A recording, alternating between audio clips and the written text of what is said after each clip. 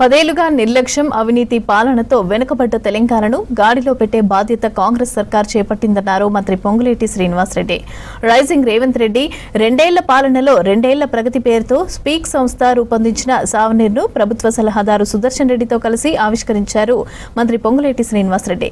ఇక ప్రజల ఆకాంక్షలను విధాలుగా మారుస్తూ పనులే ప్రామాణికంగా పాలన సాగుతోందని చెప్పారు. రెండేళ్ల ప్రజాపాలనలో రైతులు, మహిళలు, బడుగు బలహీన వర్గాలకు న్యాయం చేసే దిశగా కీలక నిర్ణయాలు తీసుకున్నట్లుగా మంత్రి పొంగులేటి చెప్పారు.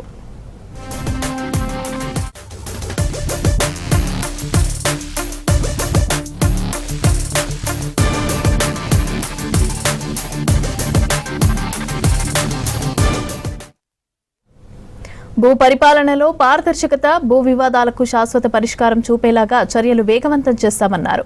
ప్రభుత్వ భూముల పరిరక్షణ, ఆధునిక సాంకేతికతతో సర్వే ప్రక్రియలను వేగవంతం చేస్తూ ప్రజలకు మేలు జరిగేలాగా చూస్తున్నట్టు చెప్పారు మంత్రి.